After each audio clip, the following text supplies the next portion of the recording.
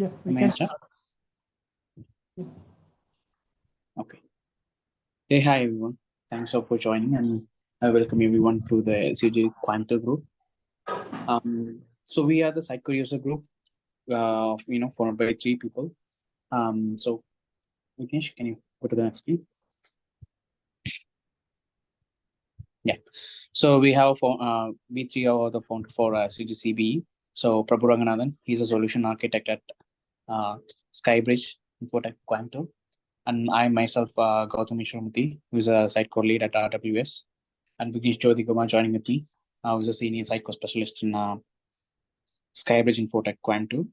And we are the group we'll be conducting Sitecore sessions on from the greater minds of Sitecore people. And today we have one of our greater minds in Sitecore, Amit Kumar. So who is a solution architect and consultant. He is 5 times Sitecore MVP award in technology category. And today we have us Amit Kumar for the session for getting started with Sitecore Experience Edge. And Amit, so over to you. That's what do you, Amit? Yeah, thanks everyone for giving me the opportunity. So let me start sharing my screen. Are you able to see my screen? Yes, Amit. Okay. So thanks SUG Coimbatore for giving me the opportunity to share the details with the larger audience. So in today's session, I will be touching upon a Sitecore Experience Edge. So in this session, I will be explaining what is the Sitecore Experience Edge, what is the need of this product, as well as uh, in your upcoming project, how you can utilize this or propose this project, because nowadays everyone is moving to the composable and headless. So this becomes a very important part of your Sitecore implementation. So agenda of today's session is what is the Sitecore Experience Edge benefits and its availability to a different Sitecore product. What are the APIs are present for the Experience Edge, and also what are the data caching things present as the Experience Edge, and how we can test a Sitecore Experience Edge before using it, because you cannot directly go and use the experience Edge. You have to validate and then you have to use that. So I will show some queries which can be useful for you, and then we can have a Q&A. So if you have any queries, you can feel free to stop me in between also. So my introduction is already provided. So let me give a brief. Myself, Amit Kumar, and I am working as a solution architect, and I'm having around 15 plus years of IT experience. And you can reach out to me via Twitter, LinkedIn, or a GitHub. So, or on a SUG India WhatsApp group itself.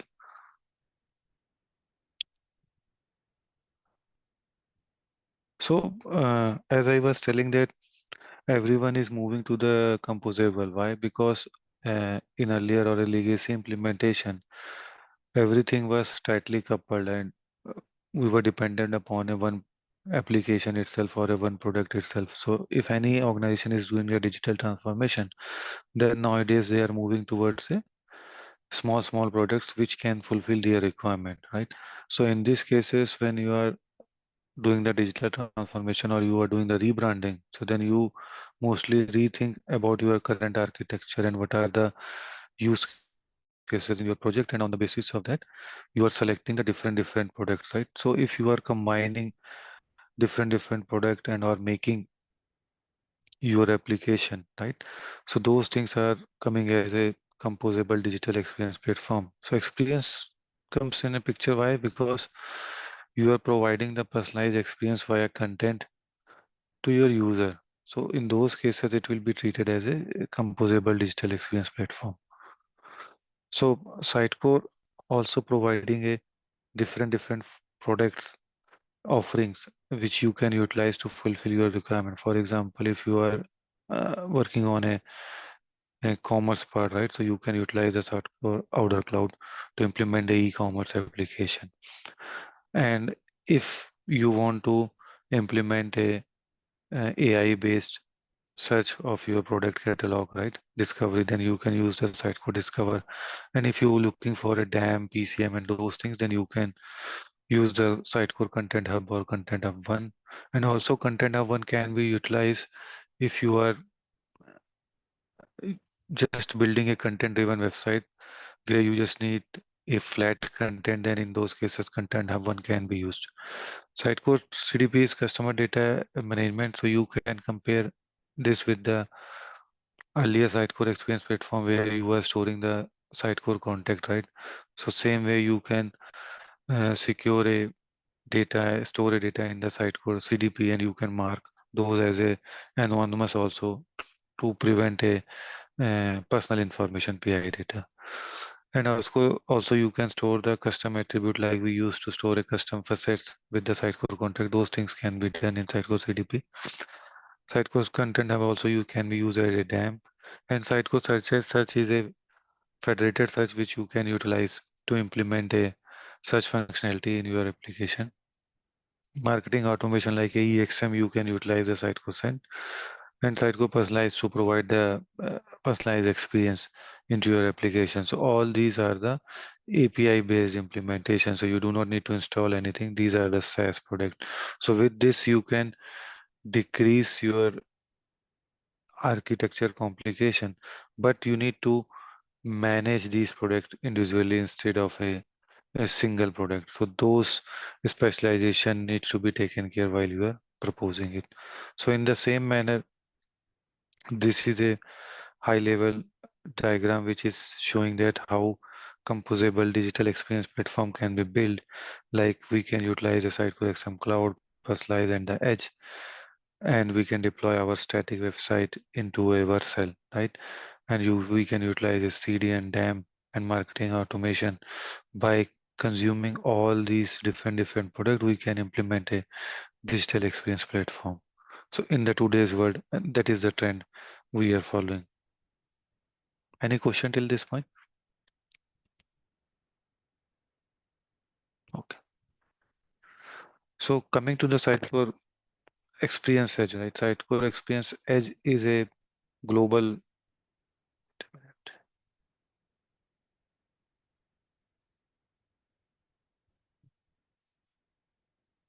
Yes, Sitecore Experience Edge is a global scalable SaaS API. Why it is a SaaS? Because you are not managing the infrastructure, you are consuming the services. So it's a software as a services which is managed by the Sitecore, right? And these are the API driven platform where you are getting a data static snapshot of your items, layout, data model, and media. So while you are working in the Sitecore Experience platform, and if you have utilized the Sitecore JSS or a headless implementation, so there you are getting you can get a data with the help of a layout service or a graphical API endpoint, right?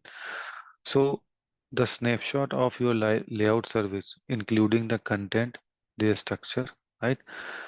That static data will be pushed to the Sitecore Experience Edge via a Sitecore Experience Edge connector. So this is a static data which is when you are publishing the data at that time with the help of a Sitecore Experience Edge connector, it will be published to the Sitecore Experience Edge SaaS, and then it will be exposed via a CDN to you.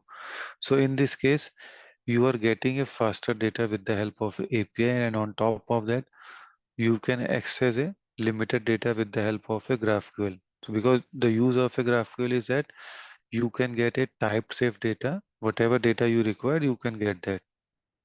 So in this case, it is giving you a snapshot. It's not a real-time data from your Sitecore CD or a content delivery. It is served from the Sitecore Experience Edge. And that data is exposed to you via CDN. So if data is deploying to the CDN, it's a static data, right? And it will be globally distributed. So if user is accessing your website, right, and your website is accessing a Sitecore Experience Edge, then you will be getting a data from a nearest data center. So with that way, the latency will be decreased because you do not need to wait to get a data for a far server. It will be getting a data from a nearest server. and it's a highly scalable, means it will be doing the automatic scaling, and it will increase the reliability, and you do not need to do the infrastructure management if loads are coming due to festival season, or you are having a larger amount of user load in your application. So you do not need to take care about the infrastructure. It will be automatically scaled. So with the help of this diagram, I am trying to explain that these are the product like a Content Hub 1, Content Hub, XM Cloud, Experience Manager that can utilize the Experience Edge. So in this, you are doing the content authoring, and you are putting the content into a content management like content drafting, content review, content publishing, right? And once you are get ready with all the review, you are doing the publishing. So when you are in the normal experience platform where you are having the CM and CD, right?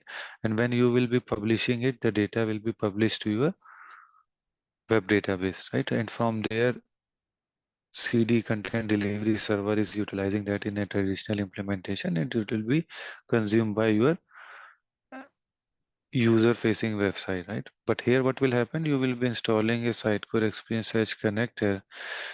So while you are publishing it, it will take the snapshot of your layout service. So in your application, you will be defining what is site node, right? So on the basis of that, it will take the snapshot of layout service of each and every rendered page, like uh, what is the route data, what is the page level fields, and what are the placeholders are there, what type of placeholder plus what are the data source items we have utilized, all will be published to Experience Edge, and it will be stored in the different, you can say that a geographic region with the help of a CDN. And on top of that, GraphQL APIs are there, which is also globally distributed. And with the help of that, you will be getting a API endpoint, which will give you the JSON data as well as the media item, right? And that data you can consume with the help of a API in any of your media channel or any application you are building it. So here the main difference is that you are not publishing the data to the web database, it's published to the Experience Edge. So this is a SaaS offering, or you can say that a cloud offering, and which is managed by the Sitecore. So you do not need to worry about a content delivery. It's managed by the external service provider. Any question till this point?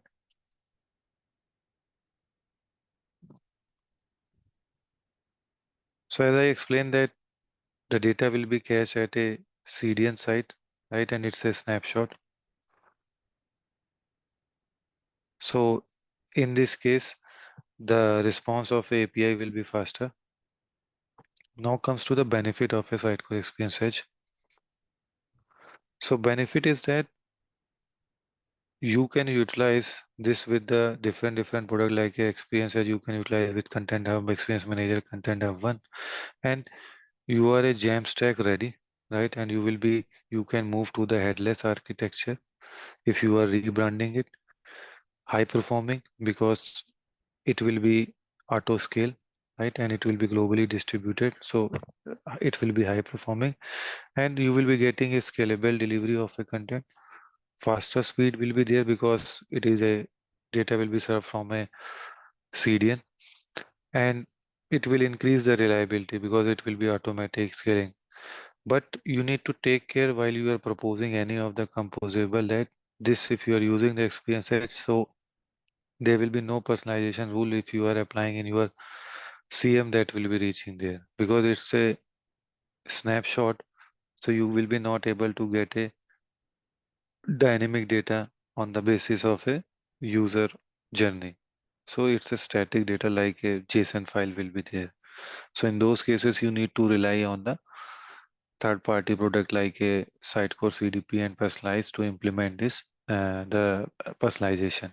So that will be not there. So while you are moving or proposing experiences, so you also need to think through if you are having any personalization implementation or any data manipulation, right? So those are not going to work in the experience edge. these things I already explained about a benefit. So if we are talking about a benefit, then we need to also look into the limitation also. So as I was telling that there will be no personalization capabilities, right? So you cannot get a personalized data on the basis of user journey. And also schema cannot be extended. Whatever the schema is there, you have to use that. There are some customization is there, but Sitecore suggested that you do not need to do the customization on the schema part. It's better to create a graphical query or manipulate your template so you can get a desired data. And also, if suppose you are having a security level content in your content tree, like if I am this user, I will be not getting this data, something like that. So those security constant will not work. So in those cases, you need to implement that security of your content in your head application. Like if I am not logged in, need I cannot see this data, or if I belongs to a one group or a role, I cannot see this data. So those type of manipulation you need to do in the head application. It cannot be supported in the this.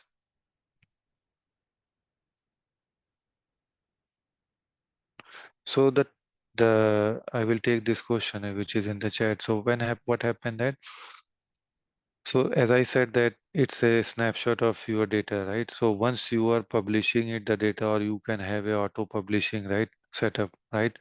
So then it will be auto publishing can be enabled to publish a data at a overnight. Why? Because once you are publishing a data from Experience Edge, it will, if you are changing a one data source item also, it will traverse the content tree to the parent also, and it will publish all the data. So if you are doing a republishing, that will be a best option. So you can auto publish or have some job which will auto publishing in off business time. So with the help of that, you can get a updated data. And also, if you are building a application, like a generally when you are moving to the uh, headless application, so people are tends to go toward the static site generation, right? So there also you can have a incremental ISR. You can use that to rebuild your data. So once the data will be rebuilt, so it will try to get the latest data from your Experience Edge. And then if you are having a auto publishing is in place, like generally in normal also implementation in our Sitecore Experience platform, we used to tend a auto publishing so that person do not needs to go to the Sitecore CMS to publish it. And for that, we will be having a workflow in place to safeguard the unpublished or a unreview the data which has not been reviewed to the outer world. So with that way, you can implement the auto publish. I hope I answered your query. And also, there is a limitation of a 50 MB of a media item. So that limitation also we need to see that, because it is also publishing your media item.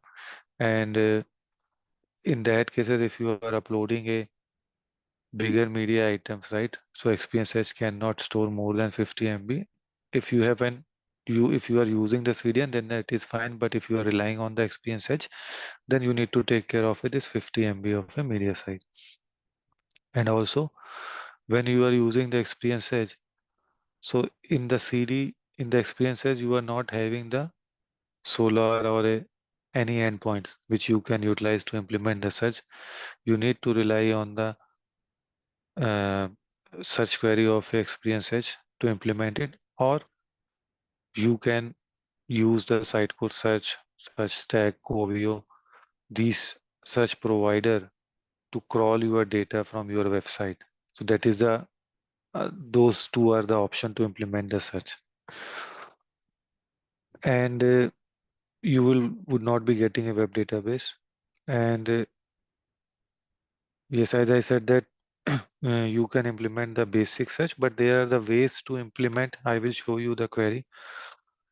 And also there is a limitation of a per second API calls. There is a limit of 80 API calls per second, right? So if you are having a high performing website, right? And you are doing some dynamic request to Experience Edge and getting a data within a 1 second, a dynamic data. So then you also needs to look into that how you can cache that data into your application also. Otherwise, what happened that Experience Edge will cache the data, but if any new query is there, then it will treat it as a new recall, right? So that is also a limitation. So I will show you what I am trying to say. So if you were seeing that if I am making a new request, then this CF cache status is there. So the meaning of that is a dynamic means it is not served from the cache. So this Experience Edge is also is behind the Cloudflare, right? So Cloudflare is a API management which is also taking care of your throttling and the caching. And when you are making a new request, and if it is not stored in the cache, then it will be directly hitting a dynamic. And if you will see that there is a X rate light limit is also there in this, and it's a dynamic. And also it show you the remaining, right? So with this, it is clear giving an indication that there is a limitations is also there in this. So next time if you will make the query, then it will hit. It means that it is served from the cache. So those also you need to take care of that. And also one more thing is that this Experience Edge is also providing you the admin API. Admin API means that if you need to perform any operation into your CM outside of the CMS from external source, so you can utilize those API endpoint. But that is also driven by this limitation. So if you are having any bad job which is using your admin API, so you also need to take care of this 80 API limit if you are making a continuous call to your Experience Edge admin API endpoint. And same thing will happen in case of a media item also. There is also a miss is there and hit is there. So miss is mean that the image is directly served from the Experience Edge, not from the cache. But hit means that next time if you will access the same image, then it means that it is served from the cache. So these things you have to take care while you are building your application, front-end application. So how you can do that? In those cases, you can have a fallback data or something like that into your front-end application layer while making a call to your this GraphQL, so that if you have reached a limit or you are getting a 500 error, then you can have a fallback data or a loading or a something for a fraction of second, and then you can again make a call. Some type of mechanism should be there. But generally, you will not reach this limit. Why? Because if you are building an application, so one time if you have build this application, then you are serving the data, same data to the user. But in case of a search only, it will be a dynamic in your website, but it's not possible that one user will be hitting within a 1 second 80 queries to your different queries to your Experience Edge. And also, if any bot attack is there, that can be prevent from your API gateway, application gateway, then in those cases also it will be not reaching this limit. So the edge is, as I said, that edge is behind the Cloudflare web, right, which will take care of all throttling, caching, and taking care of your limiting. And if you are using the authoring API, then also this limit will be applied. And when you are using the preview, like if you are previewing the data in your CM, right, in Experience Editor, in that case, this limit will be not there because you will be getting a data via preview API, which is accessing your CM instance only. So moving to the another section is that Experience Edge availability. So currently these products are present which where you can utilize the Experience Edge. And types of a Sitecore Experience Edge API. So Experience Edge, as I said, that it's a GraphQL API endpoints. And one thing you need to remember that if you are on the Sitecore 9, there you are having a GraphQL API endpoint. When you are moving to the Sitecore 10 onwards, by default, Edge GraphQL schema will be enabled. But you can have a both GraphQL and the Edge GraphQL schema in your application. But if you are moving to the Sitecore 10 from the Sitecore 9 in headless, and if you are using the GraphQL API, then you need to change the API endpoint in your setting of your front-end application to consume the old API endpoint itself. Otherwise, what will happen that by default it will enable the Experience Edge, and if you will try to make a GraphQL call, it will be giving you the error because your API endpoint is not enabled. So you have to explicitly enable those API endpoints, and both are having a different schema. And this GraphQL API, two types of GraphQL APIs, there preview API and the delivery API. Preview API means that if you are doing the development work in your CMS, then this API will be used. When you are doing the delivery means that if you are public facing website needs to consume the data from the delivery API. And also the admin authoring API is also there, which you can utilize to do the manipulation in the batches to submit the data from the external system. So this is the workflow which will explain how the preview API and you can directly accessing this. So if you will see that in the first, so the content management system is using the preview API endpoint, and you are in your local development because you are having the XM, right? So you will be using the preview API, and then you will be getting the experience edge things.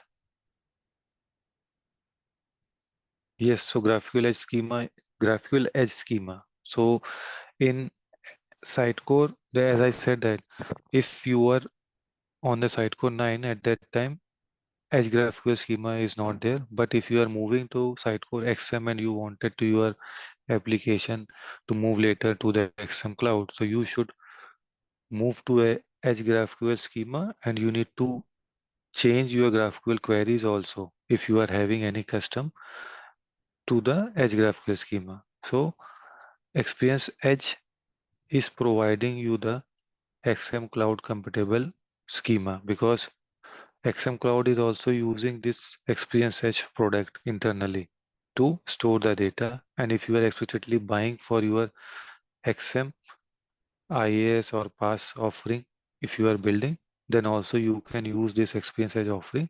But you have to build your application with the Experience Edge GraphQL. Then only you are making your application compatible with the XM Cloud. And when you are doing the content management in a staging like a higher environment, in those cases you are publishing it to the Experience Edge, and the end user website is using the Experience Edge SaaS offering, the CDN, and the same case will happen to the production environment where you are consuming the data from this. And if you are seeing that is the front end and staging, so if you have worked on the local development of your Sitecore GSS, so you have seen that you will be having a one rendering container or a one rendering pod or a system, or if you are using the integrated GraphQL, so you are having the only one instance which is being utilized by the end user as well as for the preview of your content in the experience editor. So that's why this preview and these things are present.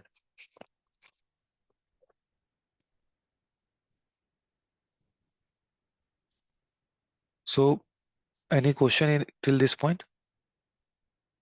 What is GraphQL and how the data is being pushed, or any query?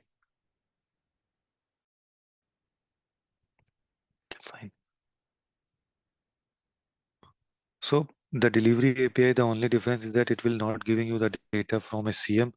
It will be serving data from a Experience Edge SaaS from a cloud, and that can be consumed by your website.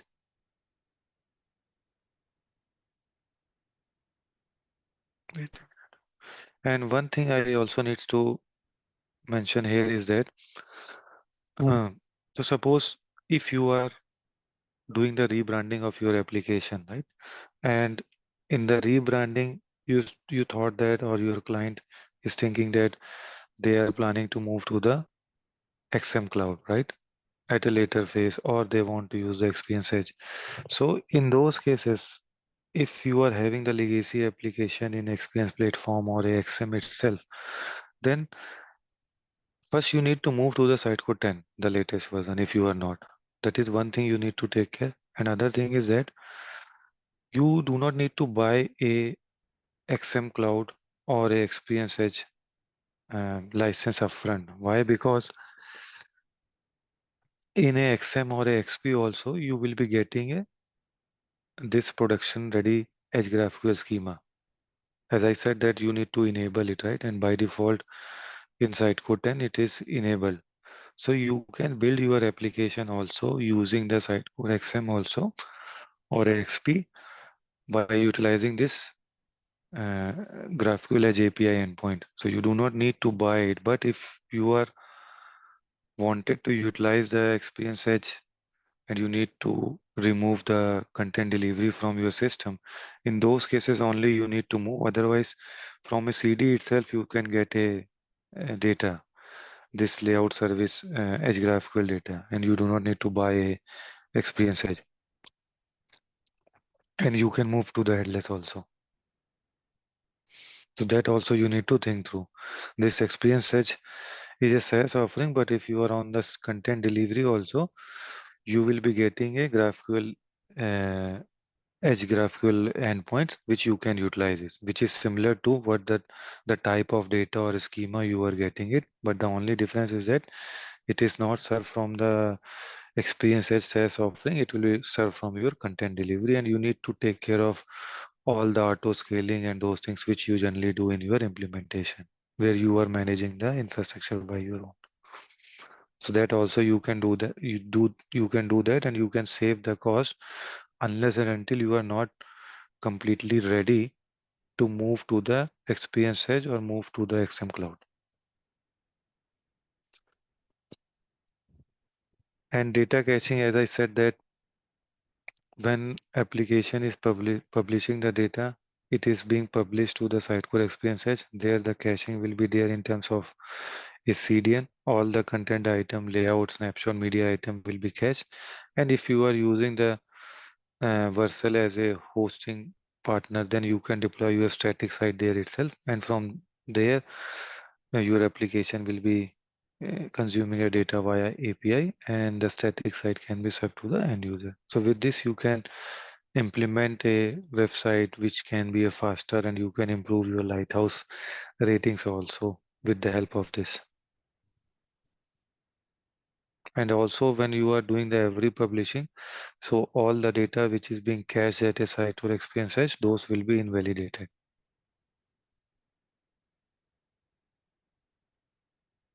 So as I said that Sitecore Experience Edge preview ID is there, that is present in your CMS platform. So you can access that your website host address, Sitecore API, Graph, Edge UI. So if you are not using the Edge in the older Sitecore 9.x, this Edge keyword will be not there. And the preview API endpoint is this Graph Edge. So with the help of that, you can validate your GraphQL queries. And also this Sitecore Edge delivery ID is there, which is if you need to verify, if you are having some issues and you need to verify that the edge schema of a Sitecore Experience Edge, the cloud, is giving a correct data or not, then you can utilize this. And there you can also using the delivery API, which is edge.sitecorecloud.io. So now I will be moving towards a so where I will be sharing you how to use the queries. So let me first open the CMS and those things. Give me a minute.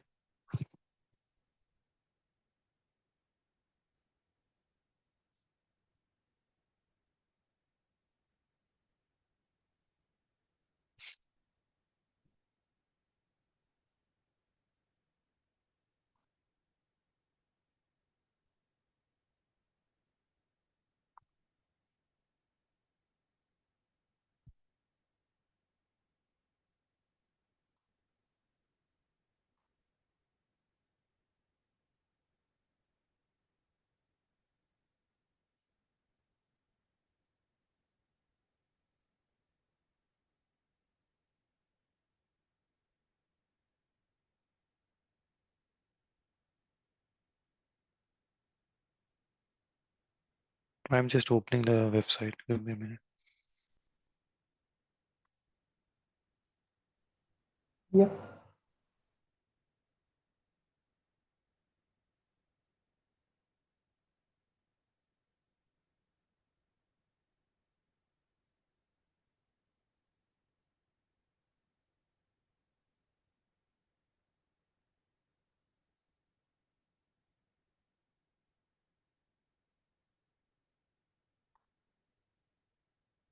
Okay, let me share my screen.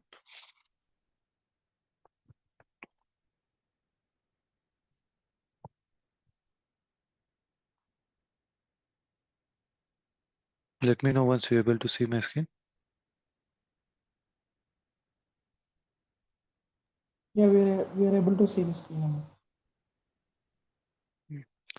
So I'm using this Sitecore Demo Edge portal, where I am having this Edge website, and this is having these many data like sessions, and this is a Sitecore JSS site itself, not a Sitecore XXA headless site. It's a normal JSS website, and I'm having a session speaker and this data. So if you will see the speaker, so I'm having many speakers here, and how this data is connected with each other is that one speaker is having a different session, right, and a different vendors. And if you will go to the session, and session is also having a rooms and also a speaker's details. So with that only the data is interconnected with each other. So as I was telling that there is a, let's pause this. So the preview ID URL is this. So if you will log in into your CMS, then you can access your preview ID like this. And in this, you need to mention the API key. So if you are on the CM, right, preview, then you need to give the API key from the your system settings, services and API key. This API key you need to use to fire a query. And whatever the query variables you need to pass, you can utilize this. So let me start with the simple queries. So let me change this.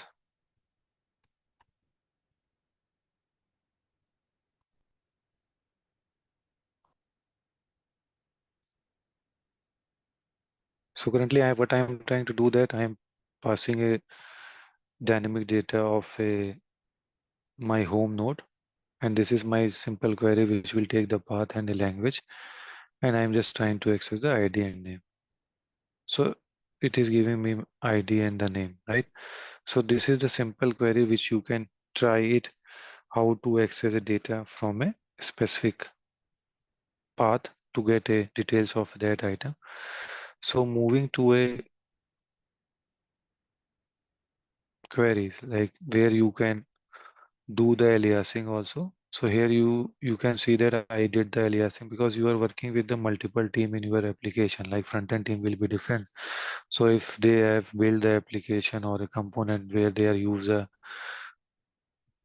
properties with a different naming convention, right? So you do not need to do the code changes. You can do the aliasing here and the required data can be reached to your component itself.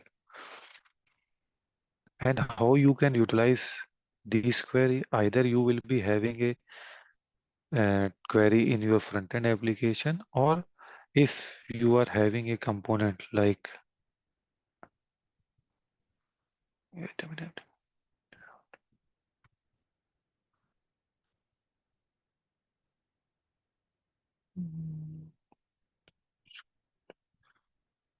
So if you are having your JSON rendering, right? So while you are working on a headless, you will be creating a JSON rendering instead of your MVC rendering.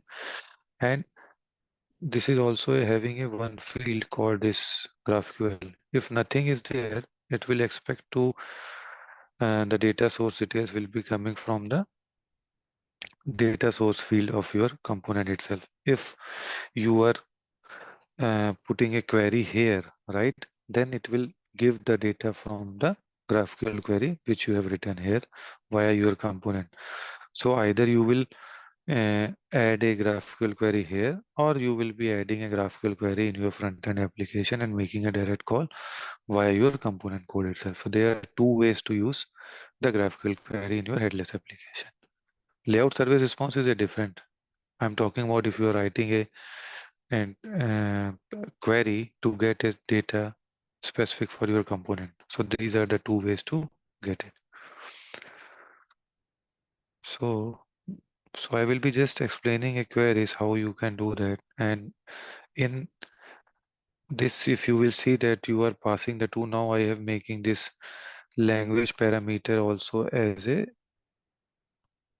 parameter. So that also you can pass it to your queries. So with this, you are getting a this data, and also the fallback will be there. If you are not having a data related to a different query, so automatically you will be getting a, if you have enabled the fallback, so it will give you the fallback data of a different language itself to your graphical query. So that also will be taken care. And if you are in the traditional this MVC, so suppose if I need to get a data, or I need to get a if suppose you are creating some listing type of component, right, and you need to get all the speakers which are present here, or a featured or something like that, right? So you should be writing a code in the get children or ancestor in your MVC, but here you do not need to write any code. So with the help of a simple queries like a name children, you can get all the data of your child element, like if you are passing a context item. So here thing needs to notice that in GraphQL, if you are getting a more than one data, then it will be returned as a result always, and if it will be of a type item search result. So these fields are the generic fields. So if you require the type safe data, then you need to do the type safing of that. Like I will show you how to do that.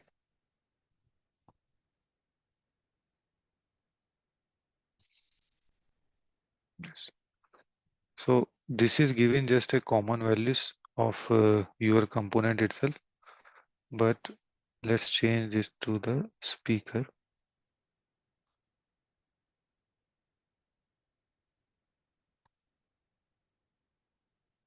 So this is a generic data. Currently, you have not placed any type safing in this. These are the generic field which is present on each and every item, and you are getting those. And this field's name value, why I am showing that? Because when you are moving to the Experience Edge and you are trying to get a data from a Edge GraphQL, and if you have inherited a template in your existing item which is having a same name, right? Sometime it happens, right? But in a different section.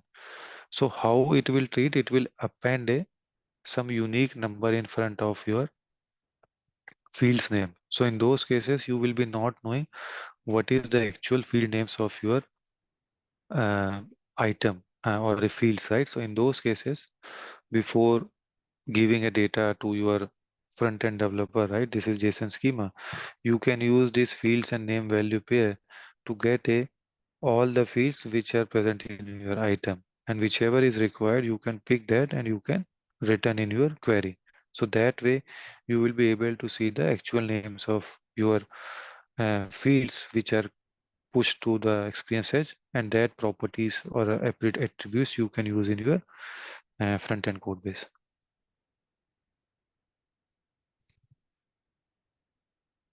Yes, so now I will show you how to get a type safe data.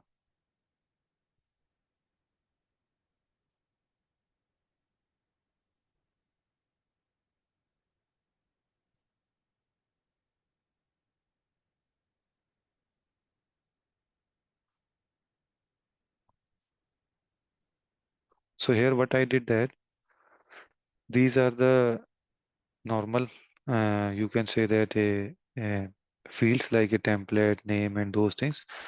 What I did that whatever the results are coming, so there may be a different type of items are there, but I am interested in getting the data of a web page only. So in that case, what I will do, I will add my template name like these three dots. So it will give me the listing of all the templates, right? And I can use that and I can get a type safe data which are present in that specific template, like a web page title, right? And also I can only get a children in which I am interested. Suppose if you are having a this type of content tree, right? And you are having a this speaker and those things also as a children, but I don't want this in returning. So I can mention that I am interested in only these templates item only.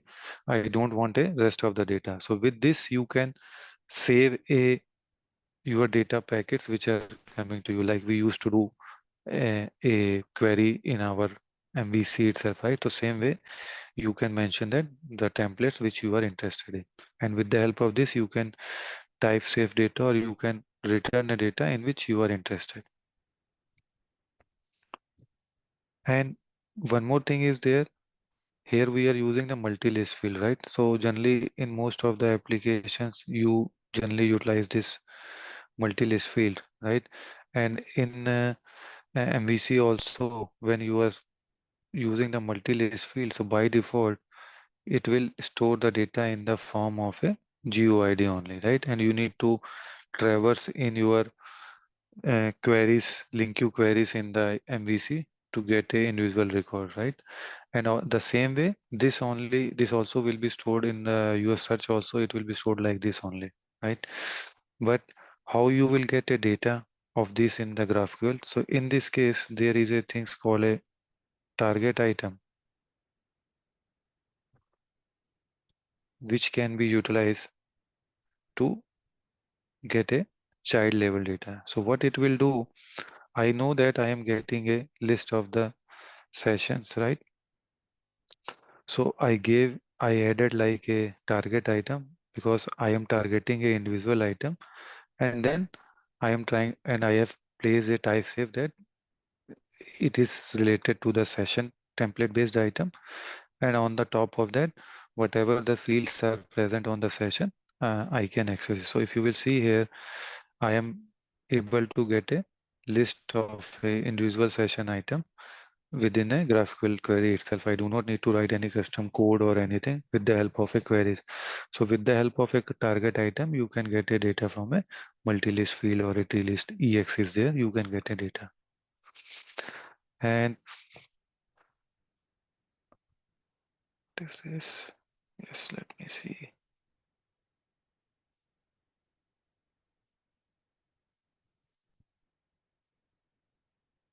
Okay, here just I am doing on a speaker, so I am getting a type safe data for a speaker itself and the speaker roles. And same way, what happened that I will show you a reusability point of view. There is a very important thing here is called a fragmentation. So the use of fragmentation is that if you want a data of a speaker, right? The speaker details as well as how many sessions speaker is doing, and I need to get a session details also from a session item, and also if I need to get a details of a vendor item and a sponsor details. So all I can do in a single query, or even the rooms itself. So what I am trying to do it here is that this fragmentation is nothing but a your reusable functions itself. It means you can reuse in your graphical queries. So what happened that I am making a same query, but I am using the fragmentation called a sessions. What it will do, it will try to get a details of a session items from a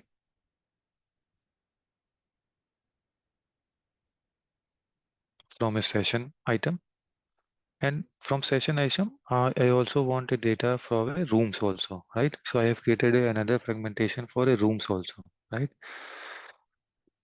In the room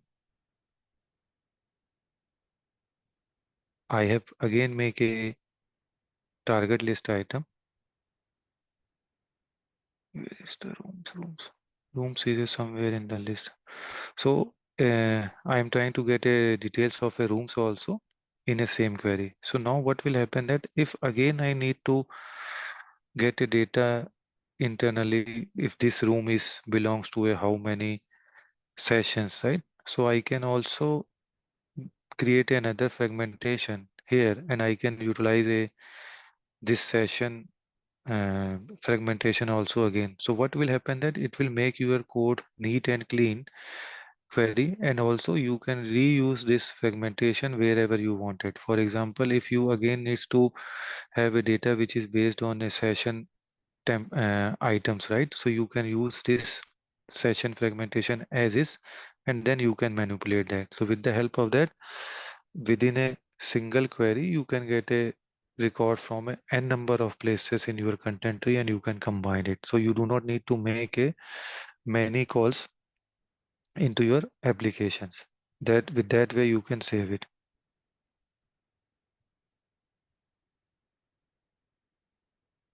Yes, I will let you know. So now I will move directly into the search example, which is a important. Okay, let me take this search query.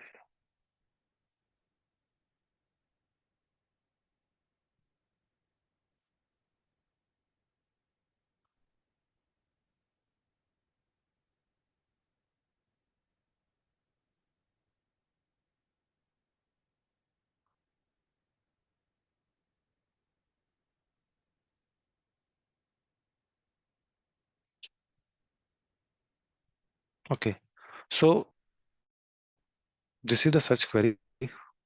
So in general search query which you are making in your MVC everything. So you are giving the page size as a root parameter or a parameter. You need to pass the language, and wherever from where you need to start your search, you need to mention that this is order by field, order by direction, ascending, descending, keywords, and the value after.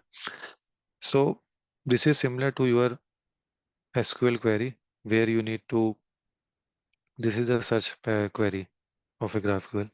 So what I am trying to do that, give me a data from a this path and don't return the data where path contains a this value or a items, right? Suppose if you do not need to get a data, if my home is this and I don't want a data from a this item, so I can mention that don't search in those locations or items. And also I don't want a item based on these templates, so it is a n contains, not contains, you can give that. This is the language parameter. And or field is mean that if you are have a n number of a item like a session, speaker, vendor, sponsor, you can give all that in a or clause.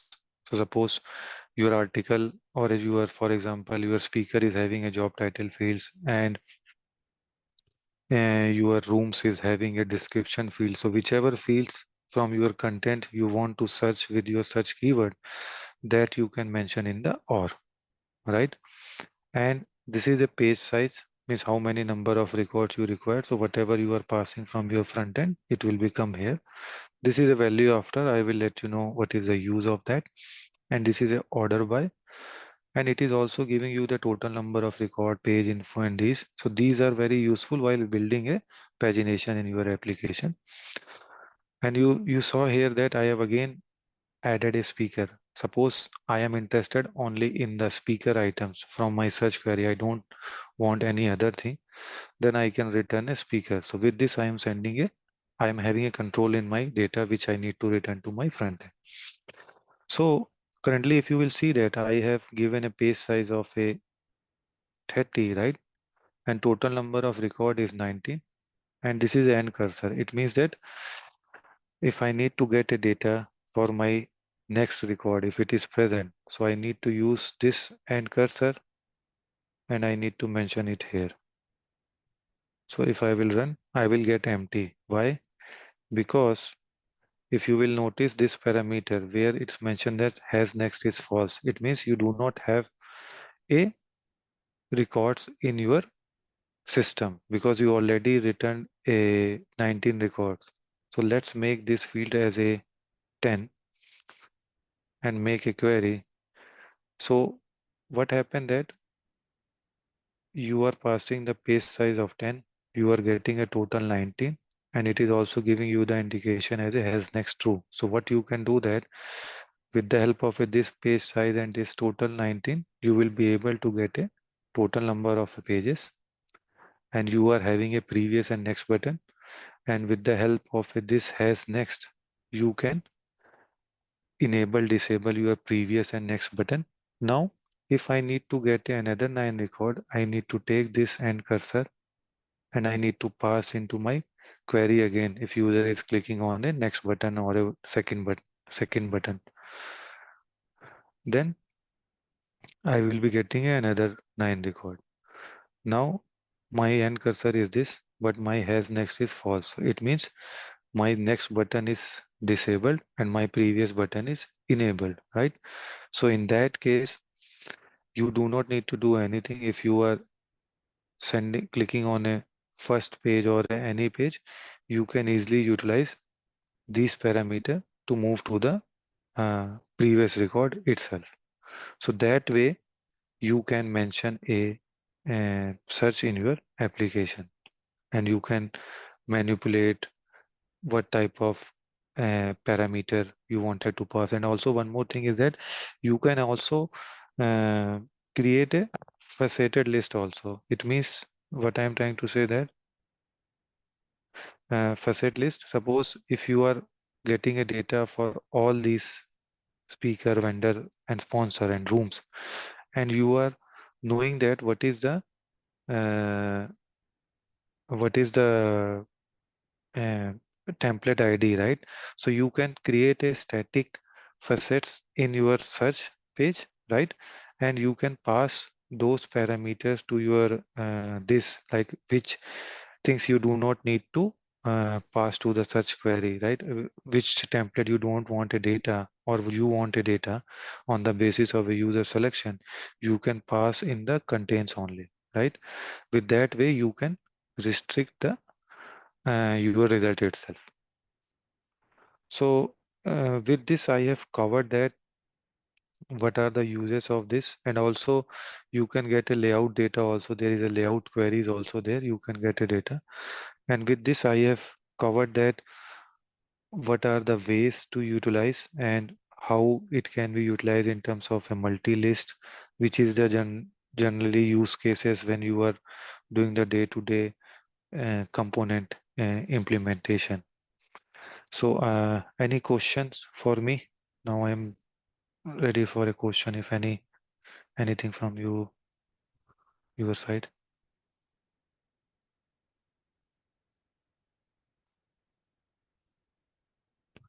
Can you share these graphical? So if you will go to my blog,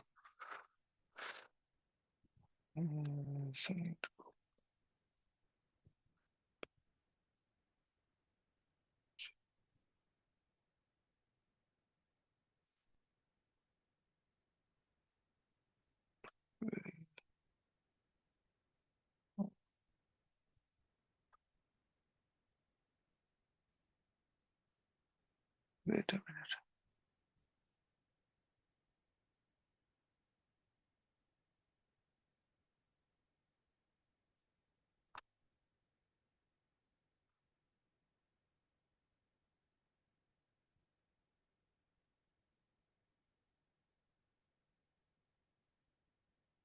So this is a Experience Edge. This, and also I have given a link of a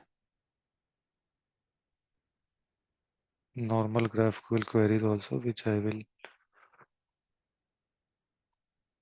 tell you that is also very useful. You will be able to get an idea what is the difference between a normal graphical query and this. Wait a minute.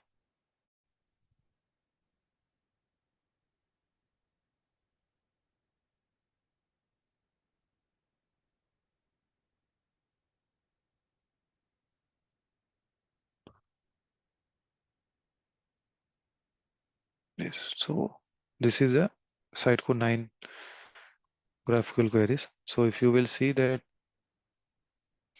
there is a difference between a queries here, uh, like the way it will take the data and show, that is different. So where clause and those things are, such queries are different here. So there is a many differences in the schema, but normal queries will work, but wherever you are having a where clause and those things, it will not work. Just any other questions?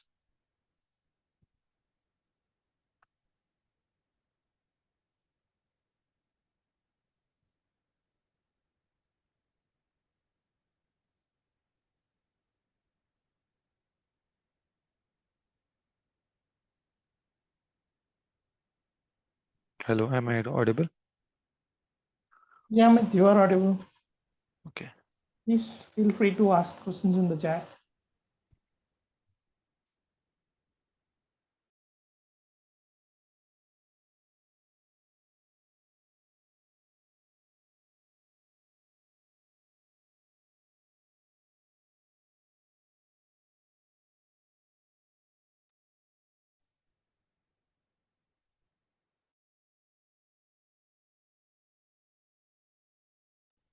I think we should be good, Amit. Thanks for your time, and then No problem. Thanks for the opportunity. Because if you guys not give the opportunity, then how we can share the knowledge which we have with the larger audience? it was a wonderful session. And cutting edge technology it's very helpful for future. Thanks a lot for the session now. I know it Thanks was a lot. early on such a short notice. Thanks a lot for all who joined it, right? This is a weekend and you guys have given the time to attend this. Okay.